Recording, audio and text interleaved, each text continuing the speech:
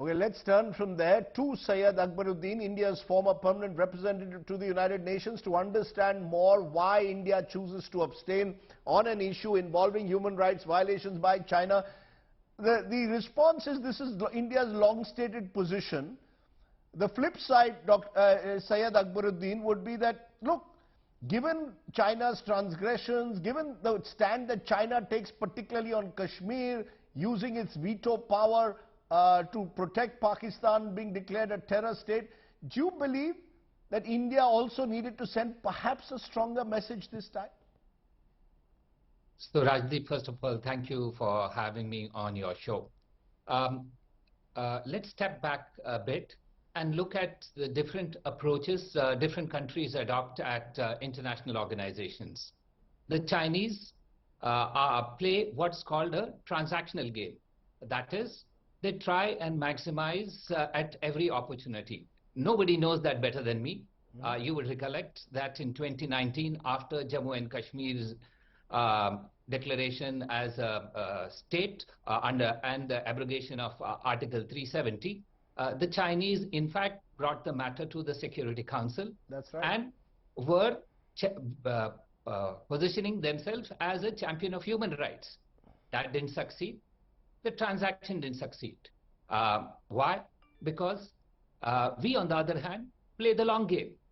Ours is an approach where we have long felt that promotion and protection of human rights is perhaps best dealt by dialogue, constructive engagement, and not by naming and shaming.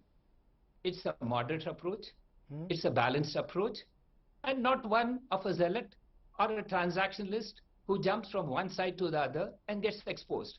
So it has helped us in the past, it's helped us today, and it will help us in the future. Of course, let me concede that it does narrow our options in the sense we don't vote in favor of such resolutions, but we abstain or we cast a negative vote. That itself is a signal. I think all of us are looking at yesterday's vote and saying we abstained. Today, we voted no against a similar country-specific resolution against Ethiopia. So you can see there is signaling going on. Those who understand it. Human rights is increasingly perceived as something that is become a political tool. And a lot, the division there is between the North and the South, because most countries who are developing countries see this as a tool that is only exclusively targeted against them.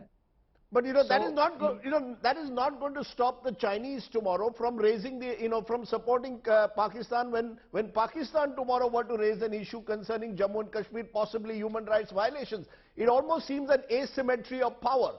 That you've got countries like Qatar, for example, which voted against the resolution, but when it comes to Kashmir will vote against India. So the asymmetry of power that China wields seems to reflect in the United Nations. Rajiv, that's not true. If that was so, how couldn't China get through its view in 2019 when they tried their best to bring that discussion to the Security Council?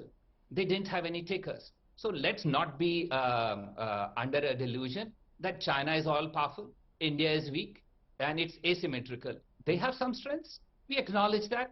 We have some strengths. It's a challenge between a transactional game and the long game.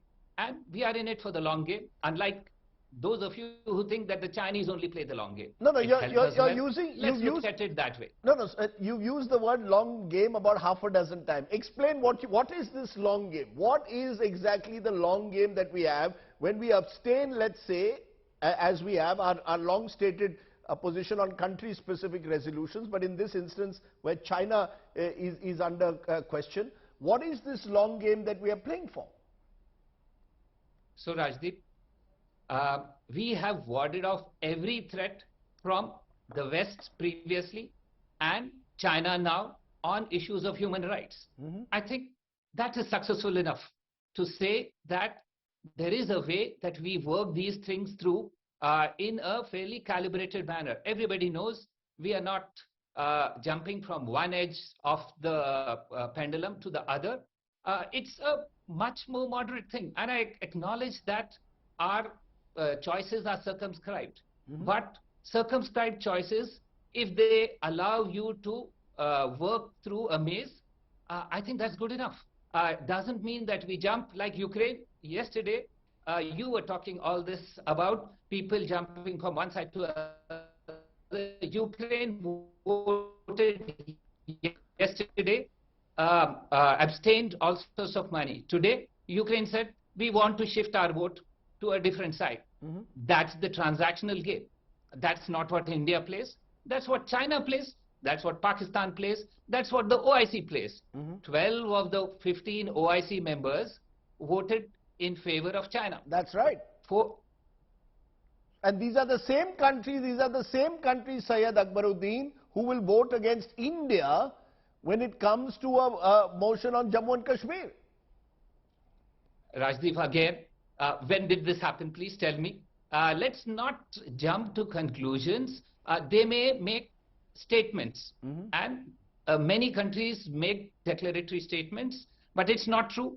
India was never once censured in the Human Rights Council. In fact, when the issue of Jammu and Kashmir went to the Human Rights Council also, there was no support even to put a resolution to discuss this matter. So let's not compare, Rajdeep. I think it's unfair. Let's not forget history.